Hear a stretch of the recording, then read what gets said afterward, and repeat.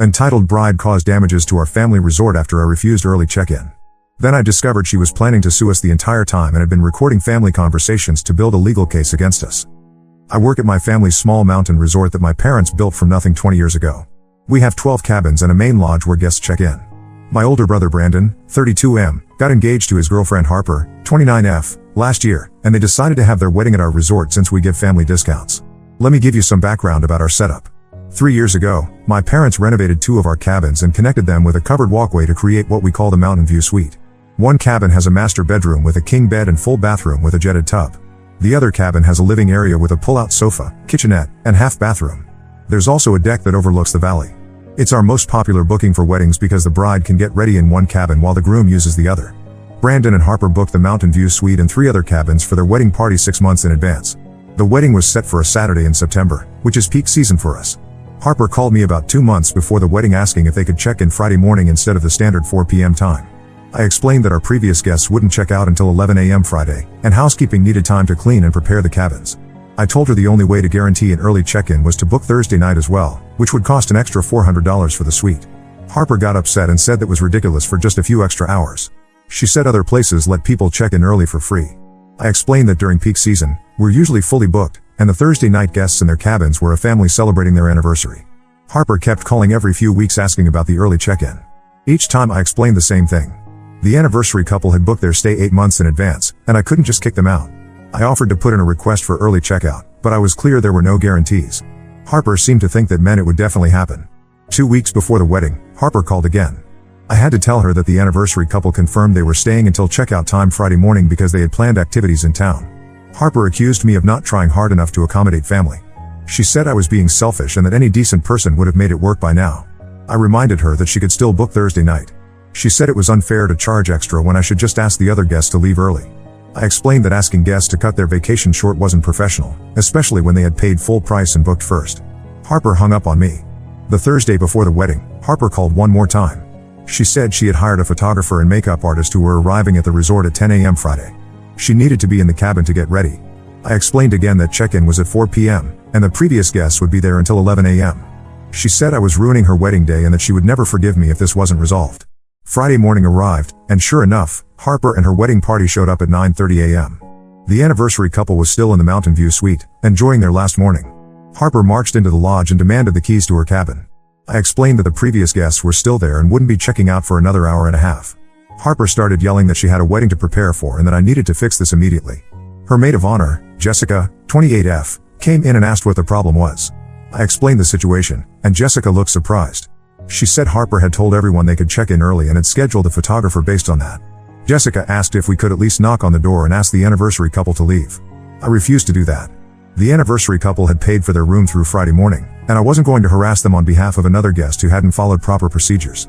Harper started crying and said I was destroying her special day. She called my parents, who were at another property we owned 2 hours away. My dad called me back and asked what was happening. I explained everything, including all the previous conversations with Harper about early check-in. Dad sighed and said to do what I could but not to bother paying guests. Harper grabbed the phone from me and started yelling at my dad about how this was unacceptable customer service, even for family. Meanwhile, the anniversary couple came down to check out. They heard Harper yelling in the background and asked if everything was okay. I apologized for the commotion and thanked them for their stay. They mentioned they had heard someone pounding on their cabin door earlier and shouting about a wedding. Harper had apparently gone to their cabin and demanded they leave immediately. After the anniversary couple left, I told Harper the cleaning crew would need at least an hour to prepare the suite. She said that was unacceptable because her photographer was already setting up equipment in the main lodge. I offered to let the wedding party use the lodge's conference room to get ready while we cleaned their cabin. Harper said the conference room was too small and didn't have good lighting for photos. Brandon arrived around noon with his groomsmen. He asked why everyone looked stressed. When I explained what had happened, he got angry at Harper for not booking Thursday night like I had suggested. They had a loud argument in the lobby while guests from other cabins walked through. Harper accused Brandon of taking my side over hers. Brandon said he was embarrassed by her behavior and that she should have listened to me months ago.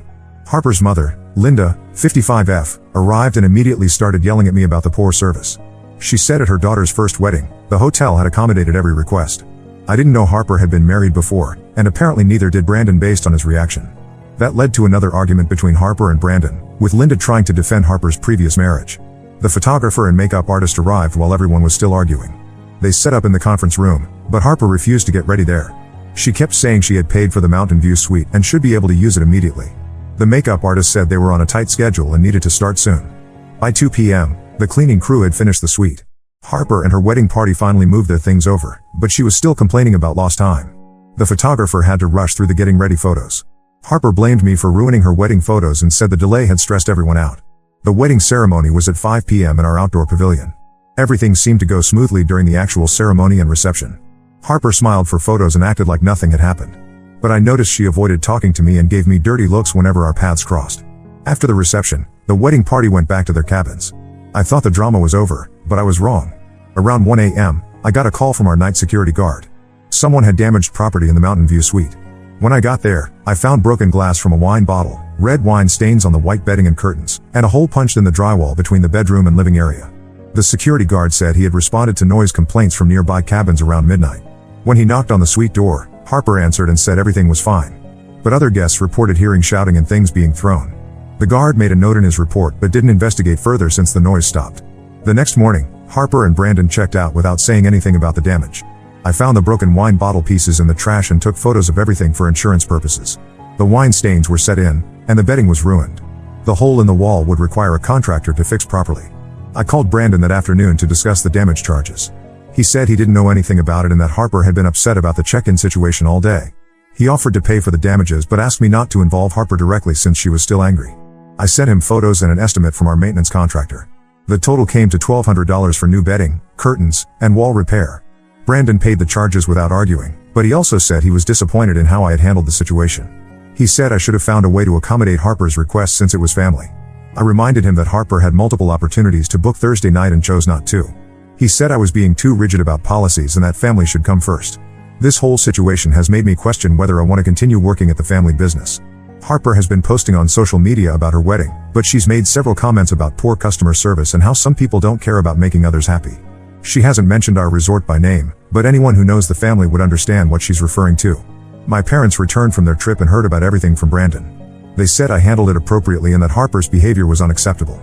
But they also suggested I could have been more flexible about the cleaning timeline. Mom said family relationships are more important than strict policies, even in business. I've been doing this job for 5 years, and I've never had a situation this bad with a family member. Harper is now my sister-in-law, and I have to see her at family gatherings. Brandon seems to think I should apologize to her for the inconvenience, but I don't think I did anything wrong. I followed the same policies we use for all guests and gave her multiple opportunities to guarantee what she wanted. Should I have handled this differently? I'm starting to think working for family isn't worth the complications it creates. Update 1: A lot has happened since my original post, and I need to update everyone on this mess. Thank you to everyone who supported me and confirmed I wasn't being unreasonable. 2 weeks after the wedding, my parents called a family meeting. They said Harper had been calling them regularly to complain about my customer service and demanding I be removed from my position at the resort. She claimed I had deliberately sabotaged her wedding day out of jealousy and that other family members were talking about how poorly I had treated her. I was confused about the jealousy part since I've never shown any interest in Brandon or his relationships. Harper apparently told my parents that I had always been possessive of Brandon and couldn't handle him getting married. This was news to me since Brandon and I have a normal sibling relationship. We're close but not unusually so, and I was happy when he got engaged. During the family meeting, Brandon sat quietly while Harper listed all her complaints. She said I had been rude to her from the beginning of the wedding planning process. According to her, I had made the early check-in seem impossible when I could have easily arranged it. She claimed I was unprofessional and that any legitimate business would have accommodated a family member's reasonable request. My parents asked me to respond to these accusations. I reminded them of the timeline and all the conversations I had documented. I showed them the emails where I had offered solutions and explained our policies. Dad looked through everything and said it seemed like I had followed proper procedures. Harper then brought up something I hadn't heard before. She said that during one of our phone conversations, I had made a comment about her not being good enough for Brandon. I was shocked because I had never said anything like that. I asked her to be specific about when this conversation happened and what exactly I had said. Harper became vague and said it was the tone of my voice and implied criticism rather than direct words. She said I had made her feel unwelcome from the beginning and that she knew I disapproved of her relationship with Brandon. Mom asked Brandon if he had ever heard me say anything negative about Harper, and he admitted he hadn't. This is where things got interesting. I decided to mention something I had been keeping to myself. During the wedding planning, Harper had asked me not to tell Brandon about some of the conversations we had about money. Specifically, she had questioned whether our family business was as successful as we claimed and whether Brandon would inherit anything valuable. Harper had also asked detailed questions about our property values and whether my parents had any debt on the resort. At the time, I thought she was just trying to understand the family business. But during one conversation, she had made a comment about hoping Brandon knew what he was getting into financially by marrying into our family. When I brought this up during the family meeting, Harper's face went red. She said I was twisting innocent questions into something malicious. Brandon looked surprised and asked why she had been asking about family finances. Harper said she was just trying to understand the business since she might be involved in it someday. Dad asked what she meant by being involved in the business. Harper explained that she and Brandon had discussed opening a second location of the resort, possibly somewhere warmer that could operate year-round. She said they had already started looking at properties in Arizona and had assumed the family would invest in their expansion. This was the first my parents or I had heard of any expansion plans. Brandon looked uncomfortable and said they had only talked about it as a distant possibility. Harper corrected him and said they had already contacted a real estate agent and had scheduled property tours for next month. Mom asked who was planning to finance this expansion. Harper said she assumed the family business would take out loans or use existing assets as collateral. She had calculated that our current property could support a loan of at least $2 million, and that would be enough to get started in Arizona. The room went quiet. Dad asked Brandon if he had agreed to any of this. Brandon said they had talked about maybe expanding someday, but he hadn't committed to anything specific. Harper said that during their engagement, Brandon had promised they would build something together and that she was counting on the Arizona resort to be their project. I realized that Harper's behavior during the wedding planning made more sense now. She hadn't just been demanding special treatment as a bride. She had been testing how much influence she would have over family business decisions. The early check-in issue had become a power struggle about whether she could override established policies. Dad said that any expansion would need to be discussed with the whole family and would depend on the financial performance of our current resort. He also said that Harper seemed to have misunderstood how our business worked. We didn't have millions in available assets, and our current property was already mortgaged. Harper became defensive and said Brandon had told her the business was very profitable. Brandon explained that he had said we did well for a small resort, but he had never claimed we were wealthy. Harper said she had done research on vacation property values in our area and calculated what our resort should be worth. It became clear that Harper had been making plans based on assumptions rather than facts. She had expected to become a partner in a more valuable business than what actually existed. The wedding drama hadn't just been about check-in times. It had been about establishing her position in what she thought was a lucrative family enterprise. Mom asked Harper directly if she had married Brandon because she thought he would inherit a valuable business. Harper got angry and said that was an insulting question. She said she loved Brandon but also expected to be treated as an equal partner in family decisions, including business matters. The meeting ended without any resolution. Harper said she was hurt that the family was questioning her motives instead of addressing my poor treatment of her. She left with Brandon, and I could hear them arguing in the parking lot. Later that evening, Brandon called me. He apologized for Harper's behavior during the meeting and said he hadn't realized she had such specific expectations about the business. He also said he was concerned about some of the financial questions she had been asking him since the wedding. Brandon revealed that Harper had suggested he ask Dad to make him a full partner in the resort immediately rather than waiting for inheritance. She had also proposed that they take out a personal loan using his future inheritance as collateral. Brandon had told her he wasn't comfortable making those kinds of demands, but Harper had kept pushing. I asked Brandon if he was happy in his marriage. He said he loved Harper but was starting to realize they had different expectations about their future. He had thought she was interested in building something together, but now it seemed like she was mainly interested in what already existed. The conversation made me sad for Brandon. He had seemed genuinely happy during the engagement, but now he looked stressed whenever Harper brought up business topics. I wondered if he was starting to see a different side of his new wife. I decided to stay out of their relationship issues and focus on my own situation. The family meeting had clarified that Harper's problems with me weren't really about customer service. She saw me as an obstacle to her plans for the family business. That made me even less interested in apologizing for following standard policies. Update 2: the situation with Harper and Brandon has gotten much worse, and I've learned some things that completely change how I see this whole mess. About a month after my last update, Brandon came to the resort looking exhausted. He asked if we could talk privately, so we went to the office behind the front desk. He said his marriage was falling apart and that he had discovered some things about Harper that he wished he had known before the wedding. Brandon explained that after our family meeting, he had started paying more attention to Harper's comments about money and the family business. She had been pressuring him to ask my parents for a formal partnership agreement and had become angry when he said he needed time to think about it. During one of their arguments, she had accused him of being weak and not standing up for their future together. The breaking point came when Brandon found out Harper had been meeting with a lawyer without telling him. She had asked the lawyer about her rights to Brandon's potential inheritance and whether there were ways to force a sale of family property if the owners were unwilling to expand the business. Brandon only discovered this because the lawyer's office called their house by mistake, looking for Harper, and Brandon answered the phone. When Brandon confronted Harper about the lawyer meetings, she initially denied them. Then she admitted to seeking legal advice but said it was just to understand their options. She claimed she was trying to protect their financial future and that Brandon was being naive about business opportunities. Brandon asked me if I remembered anything else unusual about Harper's behavior during the wedding planning. I told him about a conversation I hadn't mentioned before. Harper had asked me specific questions about our insurance policies and whether the resort property was held in a trust or directly owned by my parents. She had also wanted to know if Brandon was listed on any of the property deeds. At the time, I had thought she was just trying to understand the family structure. Now I realized she had been gathering information for some other purpose. I shared with Brandon that Harper had also asked about our guest booking system and whether we kept financial records going back several years. Brandon looked sick when I told him this. He said the lawyer Harper had consulted specialized in family business disputes and partition sales. A partition sale is when someone with a legal interest in property can force its sale even if other owners don't want to sell. Brandon was worried that Harper was planning some kind of legal action against our family. I asked Brandon what he wanted to do with this information. He said he needed to talk to Mom and Dad but was embarrassed about bringing more drama to the family. He felt responsible for Harper's behavior and guilty about the problems she had created. 2 days later, Dad called me and said Brandon had told them about Harper's lawyer meetings. Dad had contacted our family attorney to discuss what legal protections we might need. The attorney advised documenting any interactions with Harper and being careful about what family business information we shared. Dad also revealed something that surprised me. He said that after the wedding, he had done some research on Harper's background. He discovered that her previous marriage had ended in a messy divorce that involved disputes over a family restaurant business. Harper's ex-husband had claimed that she had married him primarily to gain access to his family's restaurant chain. The divorce record showed that Harper had tried to claim ownership rights in restaurants that had been in her ex-husband's family for generations. She had argued that her contributions to marketing and management made her a partner regardless of legal ownership documents. The case had been settled out of court, but her ex-husband's family had lost 2 restaurant locations in the process. Dad said he wished he had done this research earlier, but he had trusted Brandon's judgment about Harper. Now he was concerned that our family might be facing a similar situation. He asked me to be extra careful about what information I shared with Harper and to document any unusual requests or conversations. This background information made Harper's behavior during the wedding planning make perfect sense. She hadn't been testing our customer service policies. She had been establishing a pattern of demanding special treatment that she could later point to as evidence of her status in the family business. A week after Brandon told my parents about the lawyer meetings, Harper showed up at the resort alone. She said she wanted to clear the air with me and apologize for the misunderstandings around the wedding. I was suspicious but agreed to talk with her. Harper's apology seemed rehearsed. She said she had been stressed about the wedding and had overreacted to the check-in situation.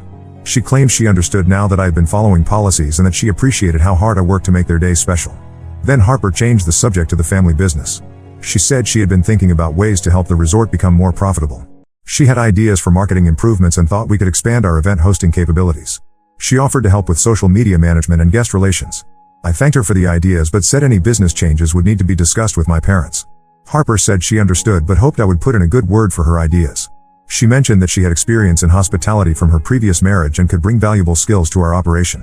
During this conversation, Harper asked several specific questions about our booking procedures and financial systems. She wanted to know how we tracked revenue, whether we used management software, and how we handled tax documentation. She said these questions were just to understand the business better so she could make helpful suggestions.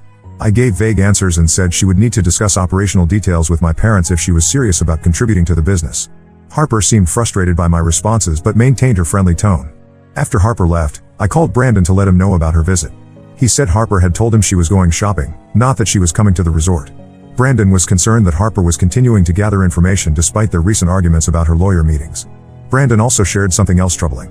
He had found paperwork in Harper's desk showing that she had been researching the property values of other resorts in our area. She had also printed information about small business loans and partnership agreements. Brandon didn't understand why she needed this information if she was just interested in helping with marketing. The next week, my parents received a certified letter from Harper's lawyer. The letter claimed that Harper had been promised a role in the family business as part of her marriage to Brandon. It stated that she had contributed ideas and effort to the resort's operations and should be compensated for her work. The letter also claimed that our family had discriminated against Harper and created a hostile environment that prevented her from participating fully in business activities. It referenced the wedding check-in situation as an example of this discrimination and suggested that our treatment of Harper had damaged her reputation and emotional well-being. Dad was furious when he read the letter. He called our family attorney immediately and scheduled a meeting to discuss our response. The attorney said the letter appeared to be an opening move in some kind of legal action, possibly aimed at forcing a settlement or gaining leverage in Brandon and Harper's marriage. Brandon was devastated when he learned about the letter. He said Harper had sent legal threats to his family without discussing it with him first. He felt betrayed and manipulated. Brandon confronted Harper about the letter, and they had their biggest fight yet. During that fight, Harper apparently admitted that she had been planning legal action since before the wedding. She said she had researched our family and knew we would be vulnerable to claims of discrimination and unfair business practices. She claimed she had tried to work with us directly, but we had been hostile to her from the beginning. Brandon moved out of their apartment that night and came to stay at my parents' house. He said he couldn't trust Harper anymore and needed time to think about their marriage. Harper called him repeatedly, alternating between apologies and threats about what her lawyer might do next. The whole situation has been incredibly stressful for our family. We've had to hire an attorney and are documenting everything in case Harper follows through on her legal threats. Brandon is talking about divorce, but he's worried about what Harper might do if he leaves her completely. I can't believe we're dealing with all this drama over a wedding check-in issue that should have been resolved months ago. It's clear now that Harper never cared about the early check-in itself. She was testing whether she could manipulate our family policies and establishing grounds for later legal claims. Update 3. This is my final update on the Harper situation, and it's not ending the way I expected when I first wrote about the wedding check-in drama. Brandon filed for divorce 3 weeks ago. The final straw was when he discovered that Harper had been secretly recording their conversations, including private discussions about our family business. She had apparently been building a case against our family since before their wedding, collecting evidence of what she planned to claim was discriminatory treatment and business interference. Our family attorney found out about the recordings when Harper's lawyer submitted them as evidence in a motion for temporary spousal support. The recordings included conversations where Brandon had explained our family's financial situation and business structure. Harper had been asking leading questions to get Brandon to provide information she could use later. The most damaging recording was from right after their wedding. Harper had prompted Brandon to complain about how I had handled the check-in situation, and she had recorded him saying that the family should have made an exception for such an important day. She was planning to use this as evidence that even Brandon agreed I had treated her unfairly. When Brandon heard these recordings played in court, he realized how thoroughly Harper had manipulated him. He told me later that she had spent months coaching him to say things that would support her eventual legal claims against our family. Brandon had thought they were just having normal conversations about wedding stress and family dynamics. Harper's divorce demands were extensive. She wanted half of Brandon's potential inheritance from the family business, claiming that her contributions to marketing and business development entitled her to partnership rights. She also demanded compensation for the emotional distress caused by our family's treatment of her, with specific reference to the wedding incident. Her lawyer argued that Harper had been led to believe she would become a partner in the resort and had made career sacrifices based on that understanding. They claimed that I had systematically undermined her relationship with the family to protect my own position in the business. Our attorney was able to demonstrate that Harper had never been promised any ownership in the resort and that her research into our business had begun before she even met Brandon. We found records showing that Harper had looked up our property values and business registration information within weeks of her first date with Brandon. The court records from Harper's previous divorce were also relevant. Her ex-husband's family had to testify about similar tactics Harper had used against their restaurant business. The pattern of behavior was clear enough that the judge became skeptical of Harper's claims. The divorce was finalized last week. Brandon had to pay Harper a settlement, but it was much smaller than what she had demanded. She received no rights to our family business and no ongoing support payments.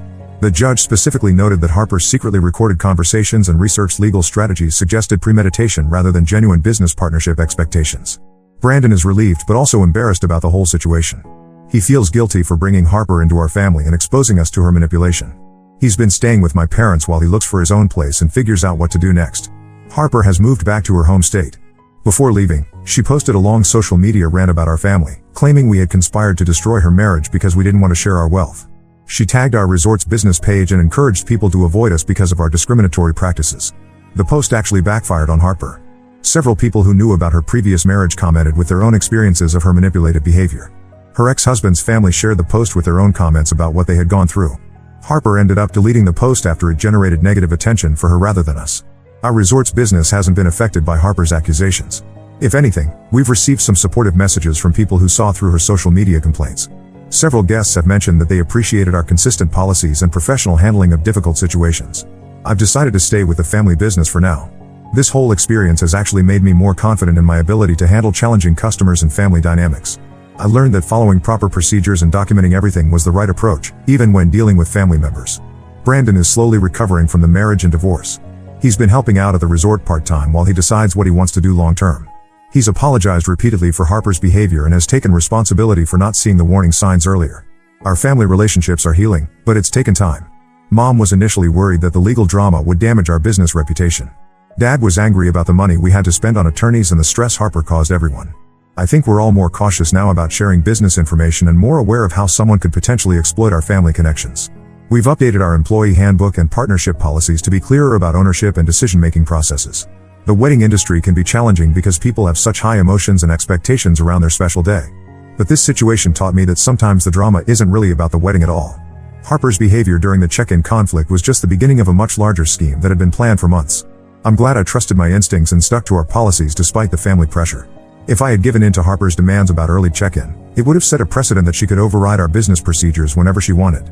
That would have made her eventual legal claims much stronger. Looking back, I realized that Harper never cared about getting into her cabin a few hours early. She cared about establishing that she had special authority over our business operations and that I would defer to her wishes. The wedding check-in was a test run for much bigger demands that were coming later. Brandon learned a hard lesson about the importance of really knowing someone before making major life commitments. He's dating again now, but he's much more careful about discussing family business with romantic partners. He's also more protective of our parents and the resort. As for me, I'm more confident in my role at the family business and better prepared to handle similar situations in the future. I know now that being professional and following procedures isn't the same as being inflexible or unwelcoming. Sometimes protecting your family means saying no to unreasonable demands, even when they come from other family members. Now let's move to the next story. Story 2. I found a note in my husband's phone calling me fat and ugly, then discovered he was having secret dinners with his gym partner behind my back. 32F, need help processing something that happened last weekend. First, let me give some background so everyone understands our situation better. I've been married to Archie, 34M, for 6 years, together for 8. We met at a college reunion through my roommate Kate, who worked with Archie. I wasn't looking for a relationship then. I had just ended a 5-year relationship with Tom, my college boyfriend, who my parents thought was perfect for me because he was in medical school.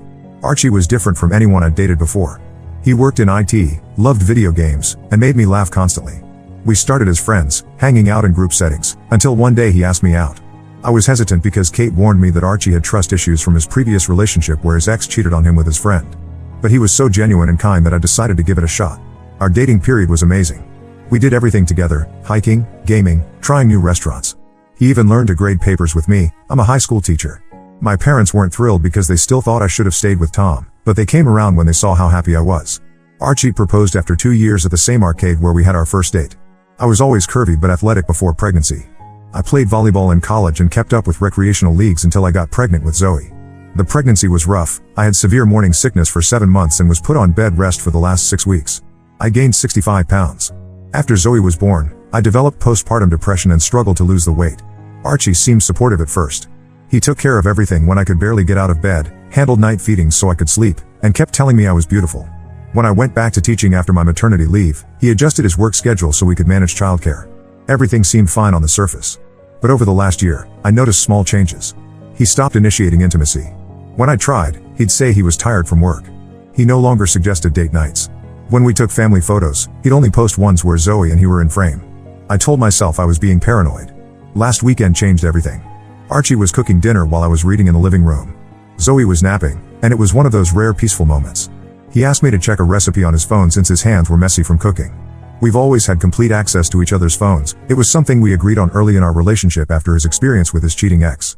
While looking for the recipe, I saw a notes widget with my name on it. I assumed it was a shopping list or maybe gift ideas since our anniversary is coming up. I wish I had never opened it. The note was dated 3 days ago. It started with things to process about Emily and went downhill from there. He wrote about how he barely recognizes me anymore, how my double chin makes my face look swollen, and how my stretchy pants and oversized shirts make me look like I've given up. He mentioned missing my old body and how he finds himself looking at my old Instagram photos to remember how attractive I used to be. The worst part was him writing that he feels trapped, that he loves me as Zoe's mother but isn't attracted to me anymore. He wrote that he feels guilty for these thoughts but can't help comparing me to other moms at Zoe's daycare who bounced back after pregnancy. I quietly put his phone back and went to check on Zoe, who was still sleeping. I sat in her room crying silently, looking at her perfect little face, and wondering if her father regrets choosing me to be her mother. Since then, I've been going through the motions. I get up, get Zoe ready, go to work, teach my students, come home, take care of Zoe, and go to bed. Archie keeps asking what's wrong, saying I seem distant. How do I tell him I know he finds me repulsive? My sister Amy thinks I should confront him. She says marriage is about honesty and that maybe this could lead to a productive conversation. My best friend Laura suggested couples counseling, but the thought of sitting in front of a stranger while my husband lists all the ways I've let myself go makes me want to throw up. I haven't told my parents because I know exactly what would happen. My mom would call Tom's mom, they're still friends, to mention that Tom is divorced now and has his own medical practice. My dad would give me that I told you so look he perfected when I chose teaching over law school. The thing is, Archie isn't cruel to me. He still says I love you every day, helps with Zoe, and does his share of housework. If I hadn't seen that note, I might have continued thinking we were just in a rough patch that would pass. But now I can't unsee his words. Every time he looks at me, I wonder if he's thinking about how fat I am. Every time he says he's not in the mood, I assume it's because I disgust him. I've started wearing even baggier clothes, if that's possible. I skip meals when he's around so he doesn't have to watch me eat. I take showers in the dark so I don't have to see myself. When Zoe wants to take selfies with mommy, her new favorite thing, I find excuses to avoid it. I know I should probably talk to him, but I'm scared of what else he might say. What if the note was just the tip of the iceberg? What if he admits he's been thinking about leaving? Zoe adores her dad, and I can't imagine putting her through a divorce just because her mom got fat. I'm looking for advice that doesn't involve immediately ending my marriage. Zoe needs both her parents, and despite everything, I still love Archie. I just don't know how to move forward knowing what he really thinks of me. Edit, I'm overwhelmed by all the responses. Thank you for your support. To clarify, Archie has never verbally criticized my appearance and still tells me he loves me. That's what makes this so confusing. Edit 2, please stop sending me weight loss tips and diet plans. This isn't about my weight, it's about trust and respect in my marriage. Update 1 first, I want to thank everyone who commented on my original post. Your support gave me the courage to finally confront Archie about what I found. But things haven't gone the way I hoped, and everything is so much worse now. After reading all your comments, I decided to talk to Archie last Saturday when Zoe was at my sister's for her weekly playdate with her cousins. I had it all planned out. I'd calmly tell him what I found and we'd have an honest discussion about our marriage. I started by asking him if he was happy with our marriage. He said yes, though he wished we spent more time together like we used to. When I mentioned intimacy, he got quiet. That's when I told him about finding the note on his phone. His reaction shocked me. Instead of apologizing, he got angry. He stood up and started pacing, asking why I was snooping through his private thoughts. I reminded him that we've always shared phones and that I wasn't snooping. The note was right there on his widget. He said that doesn't give me the right to read his personal notes, that they're like a diary. When I stayed calm and asked if we could discuss the content of the note rather than how I found it, things got worse. He admitted that yes, he finds my current appearance unattractive. He said he still loves me but wishes I'd try harder to look like I used to. He mentioned how other moms at Zoe's daycare managed to stay fit despite having kids. I was trying to hold it together, but then he said something that broke me. He said he's been patient about my weight for 2 years, hoping I'd snap out of it and care about my appearance again. As if I've been deliberately choosing to look this way despite him. Through tears, I told him about my struggles with postpartum depression, how I still sometimes look at Zoe and feel guilty for not being a good enough mother, how his withdrawal of affection made everything worse. He seemed uncomfortable and said he didn't know how to handle my emotional outbursts. That's when his phone buzzed. A message preview popped up from his mother Sandra. Found another great deal on that weight loss program we discussed. Don't forget to mention it to Emily gently. My heart stopped. I asked him what that was about, and he tried to dismiss it. But after I pressed him, he admitted that he's been talking to his mother about my weight for months. Sandra, who has always made little digs about my appearance, has apparently been sending him links to weight loss programs, plastic surgeons, and even those sketchy supplement programs. I felt like I couldn't breathe. Not only has my husband been secretly disgusted by me, but he's been discussing my body with his mother? I grabbed his phone, he didn't stop me this time, and scrolled through their messages. There were dozens of conversations about me, with Sandra saying things like no wonder you're not intimate anymore and you shouldn't have to settle for this. When I confronted Sandra directly by calling her, she had the audacity to say she's just concerned about my health and her son's happiness. She said watching me let myself go has been hard for her because she wants her son to have an attractive wife. Archie stood there while his mother said these things and only offered a weak mom, maybe tone it down. I packed a bag and moved into our guest bedroom that night. Archie says I'm overreacting. He tried to justify everything by saying most men think about their wives' appearances but just don't say it out loud. He said Sandra means well and that I'm being too sensitive. When I brought up how they've been discussing my body behind my back, he said he needed someone to talk to about his struggles. My sister Amy has offered me and Zoe her spare room. She's furious with Archie and Sandra. She reminded me that Sandra did something similar to Archie's previous girlfriend before me, constantly criticized her appearance until she developed an eating disorder. I didn't know about this because Archie always said they broke up due to different life goals. Archie keeps apologizing, not for what he wrote or discussed with his mother, but for letting me find out this way. He promised to stop discussing me with Sandra, but last night I heard him on the phone with her in the garage, telling her I'm being unreasonable and need time to calm down. I don't know what to do anymore. Every time I look at Archie, I see him and his mother dissecting my appearance. When he tries to touch me, even just to pat my shoulder, I flinch. Zoe asked me why I'm sleeping in the guest room, and I don't know what to tell her. The worst part?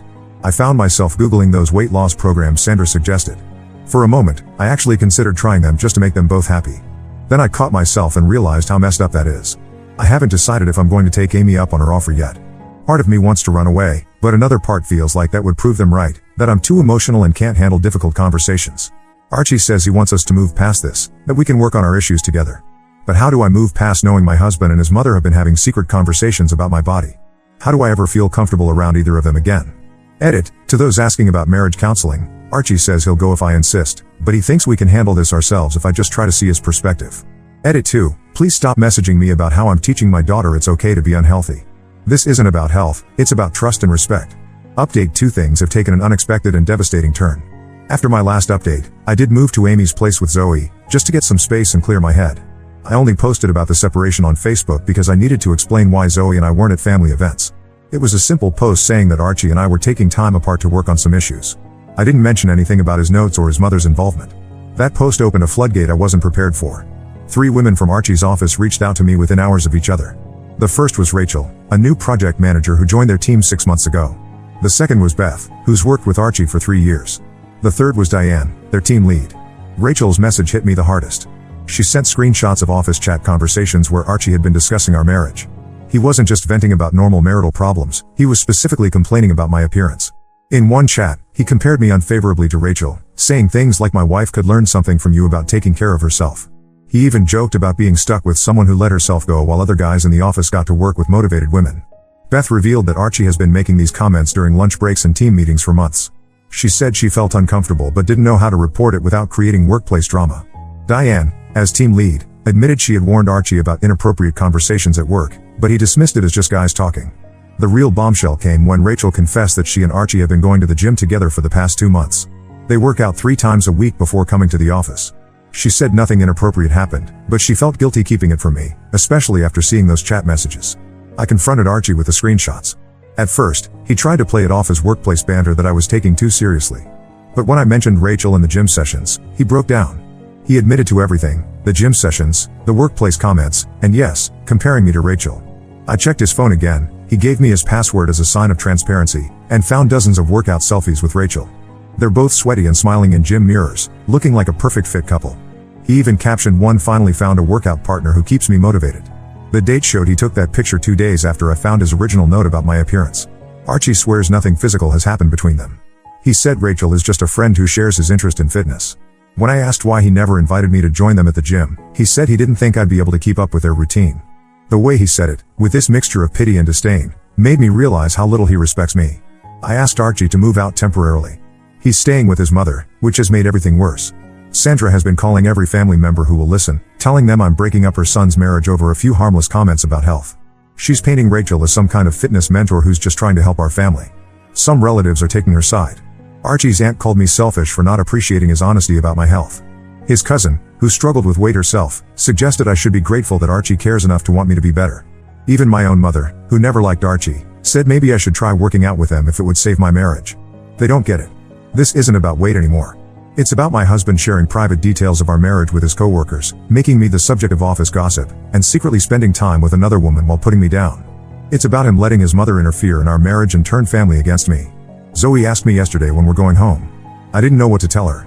How do I explain to a 2-year-old that daddy would rather go to the gym with his pretty coworker than spend time with us? Archie keeps texting that he wants to work things out, that he'll stop going to the gym with Rachel if it bothers me that much. But he still doesn't see what he did wrong. In his mind, he's the victim of a wife who let herself go and now won't let him have female friends. I have an appointment with a lawyer next week. I'm not saying it's definitely over, but I need to know my options.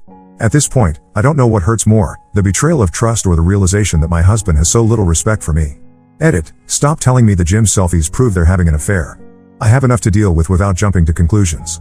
Update 3. I've been putting off this final update because writing it makes everything feel more real. After much consideration and several counseling sessions, alone, as Archie refused to join, I've filed for divorce.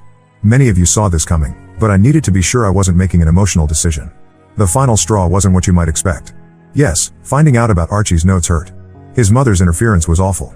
The workplace gossip was humiliating. But what broke me was discovering the full extent of Archie and Rachel's relationship. My colleague Jennifer saw them at La Maison, an expensive French restaurant downtown.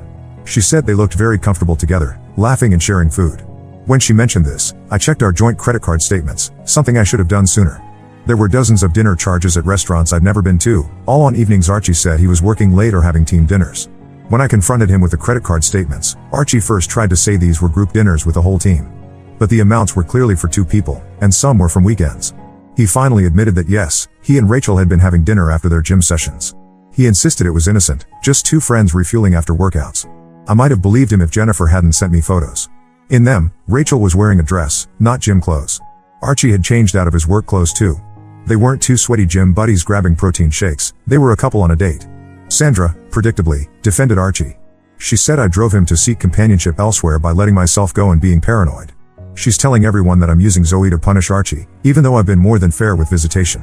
I let him see Zoe whenever he wants, as long as he doesn't bring Rachel around. The divorce proceedings have started. I'm staying with Amy until I can find my own place. My lawyer says Archie's behavior, while hurtful, doesn't qualify as adultery in our state since there's no proof of physical intimacy. That's fine, I'm not looking to punish him. I just want out. Some unexpected developments have occurred.